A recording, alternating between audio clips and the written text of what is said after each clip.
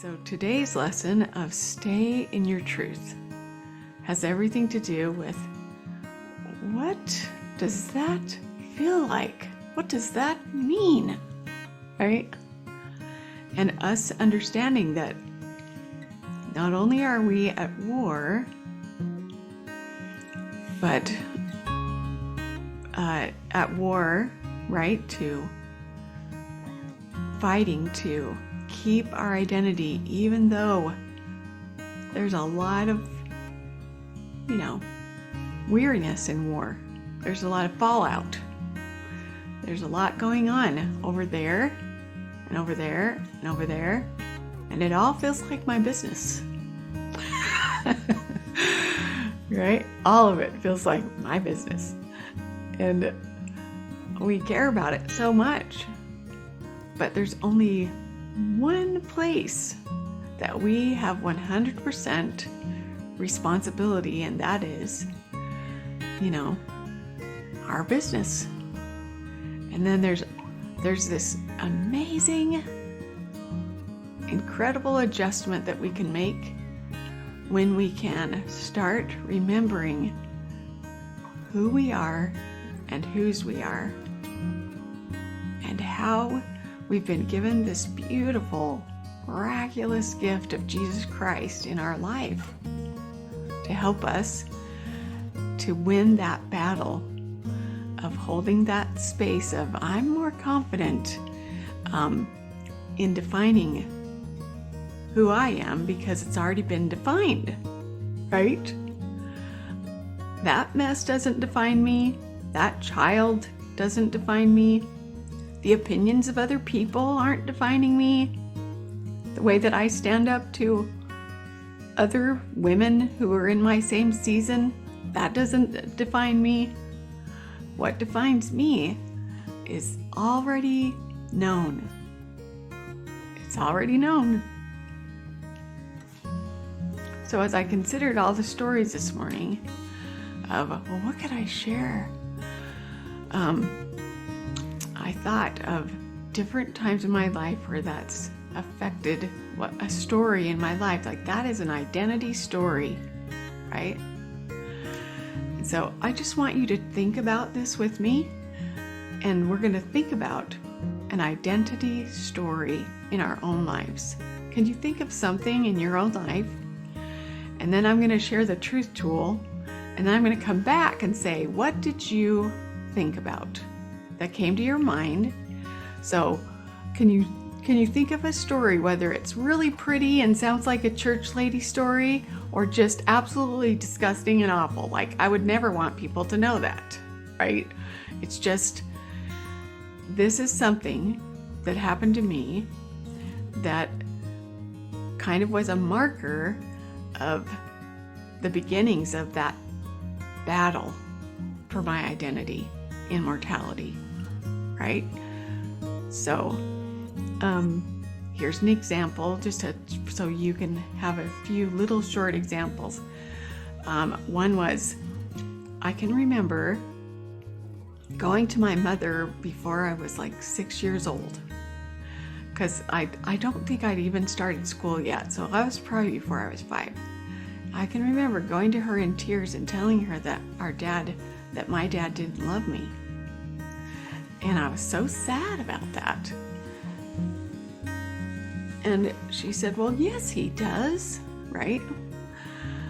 And then so she could tell I was just so sad. And I absolutely know that my dad loves me. Now, here I am at 58, right? I know that. But when I was a little girl, the way that I thought love felt or looked, and I was kind of a sensitive child, right? So that's something. And she said, well, why don't you just write him a note? And you can put it on his pillow. Tell him that you feel like that or something. And so I did. And so the next morning he comes up to me and he has my little note in his hand. And I remember him kind of shaking it like this with his hand as I'm looking up at him And he has this kind of like, I'm kind of frustrated, kind of upset kind of way about him. And he said, Karen, I do love you. And then that was it. Right? And then he walked off. But to me, it would have looked like, I'm going to hold you, and I'm going to tell you, and I'm going to touch your hair, and I'm going to just kiss you and say, I love you. Right? And so that was a beginning of that battle for me. Right?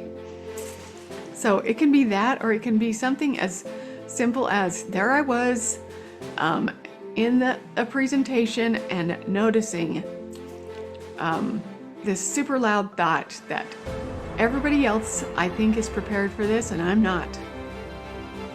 Right? And here I am going to go up in front of everybody and I have to do this. It's like, that's an identity marker, right? So just be thinking in your family, in your life. It can be what has affected your identity, and how has that fighting for our identity, for our truth, right? Our truth that I'm a beloved daughter of heavenly parents. I am so worthy and so enough that really, if there was just me, prophets have said, we've learned this in General Conference, that even if there was just me, Jesus Christ would have said, so worth it, the atonement.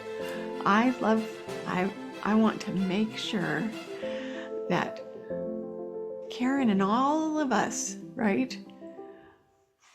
I want them to be with me. They're so beloved to me. So, okay. So be thinking, because I'm going to come back and ask you, hey, talk to me about your battle with identity and staying in your truth. Okay, so this is my son. And doesn't he look so cute? He just looks so fun in his little hiking boots. And I remember that day dressing him and us going to get our pictures taken, because they were giving pictures in a mall for $10. And I was a single mother, and this was my guy. And so we dressed in matching clothes.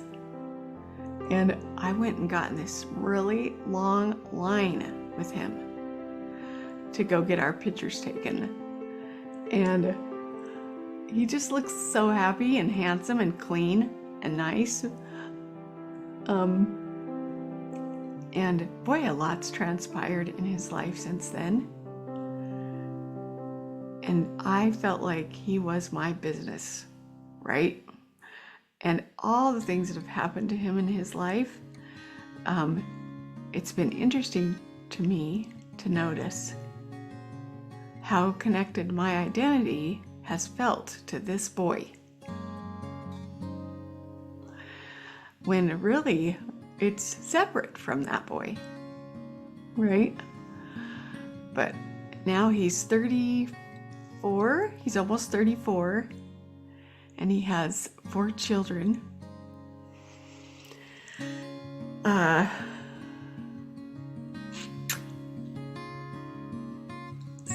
But here's the thing, I'll forget to come back and tell this to you, but you might be looking at this picture thinking, that's probably the cutest, cleanest boy there ever was. And he's just so happy and doing so good. And what you don't know is I was not going to leave that line. I needed that deal so we could have a little picture of ourselves. But he's standing there looking so happy and clean, and his diaper is just full of a mess. Absolutely full of a mess. And I just let him mess, and we just stayed in that line. And I knew people are starting to smell us. Right? People are starting to smell us, but I'm a single mom. I have no support here, and we are going to get a picture. Right? We're getting a picture. And so I just hope that it's not too bad, but I'm certainly loving this boy and concerned about his smell and how it's affecting everybody. But I'm not leaving this line because we need a picture, right? But it's just fun to consider as we think of stay in your truth.